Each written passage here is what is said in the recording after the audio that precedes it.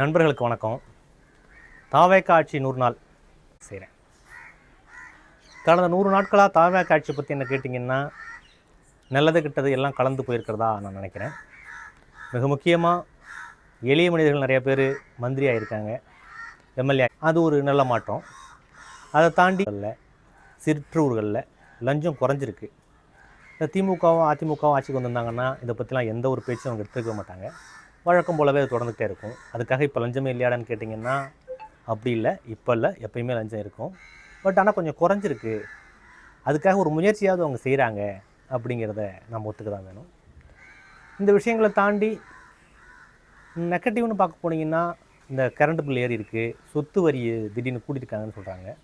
Current bill ஏறி இருக்கிறது வந்து ஏதோ கணக்கீடு குறைபாடாக இருக்கும்னு நான் நினைக்கிறேன். ஏன்னா மத்திய அரசு வருஷம் ஏற்றும், அதை வந்து மாநில அரசு ஒன்றும் பண்ண முடியாது. இருக்குன்னா ஒன்று கணக்கீடுல குறைபாடாக இருக்கணும், இல்லை வேறு ஏதாவது ப்ராப்ளம் வாங்குறது நமக்கு தெரியல. ஏன்னா இது பெருவாரி எல்லா மக்களும் சந்திக்கிற ஒரு பிரச்சனையாக இருக்குது. இதை பற்றி முதல்வர் எதுவுமே பேசுகிறதில்ல. அது ஒரு குறைபாடு தான். பேசாமல் இருக்கிறது நல்லது தான். ஆனால் எதை பற்றியுமே பேச மாட்டேன் அப்படின்னு தமிழக முதல்வர் இருக்கிறதுங்கிறது கொஞ்சம் அவர் மாற்றிப்பார் எதிர்காலத்தில் அப்படின்னு தான் நான் நினைக்கிறேன். இந்த விஷயங்களை பார்க்கும்போது ஒரு மிகச்சிறப்பான ஆட்சி அப்படின்னு நம்ம சொல்ல முடியட்டானாலும் ஓகே, அவங்க மேனேஜ் பண்ண ட்ரை பண்ணுறாங்க. பட்ஜெட் எடுத்துக்கிட்டிங்கனாலும் ரொம்ப பாதுகாப்பான ஒரு பட்ஜெட்டாக போட்டிருக்காங்க. ரொம்பவும் இறங்கி போயிடாமல் அதே நேரத்தில் ரொம்ப கான்சன்ட்ரேட்டிவாக போட்டிருக்காங்க. இதெல்லாம் தாண்டி அரசில் மிக முக்கியமான குறைன்னு பார்க்க போனீங்கன்னா நான் 2 விஷயத்தை சொல்லுவேன். அது 2லேயும் ஒன்று தான் அவங்களுடைய குறையாக நான் பார்க்குறேன்.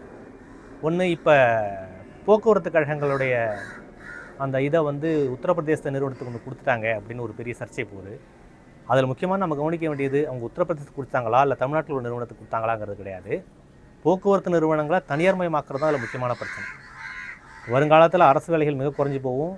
அனைத்து போக்குவரத்து கழகங்களும் தனியார் மயமாகிறதுக்கான ஸ்டெப்பை திமுக எடுத்துட்டாங்க. அதை ஒரு அடுத்த கருத்து கொண்டு போயிருக்காரு. எப்படி அடுத்த 5 வருஷத்துக்குள்ளே இது இன்னும் தீவிரமாக பின்பற்றப்படும் தான் நானும் நினைக்கிறேன். இது எல்லாத்த விட முக்கியமாக மாநில அரசோட வருவாயை கூட்டுறதுக்காக மான்டெக் சிங் அலுவலக தலைமையில் ஒரு குழு அமைச்சிருக்கு மாநில அரசு.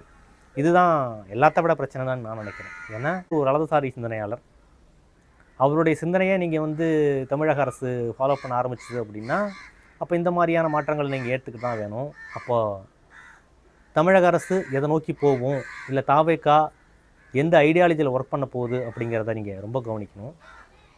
இதை விட சிறப்பான ஒரு குழுவை திமுக முன்னாடி அவங்க ஆட்சிக்கு வந்தப்போ அமைச்சாங்க. பட் அது கடைசியில் ஒன்றும் இல்லாமல் போச்சு. அது மாதிரி தான் இதுவா அப்படிங்கிறது எனக்கு தெரியல. ஆனால் என்ன தான் இருந்தாலும் மான்டெக் சிங் அலுவலியாவை வந்து இவங்க நியமிச்சதுங்கிறது எனக்கு உடன்படாத ஒரு விஷயமாக தான் நான் நினைக்கிறேன். நன்றி.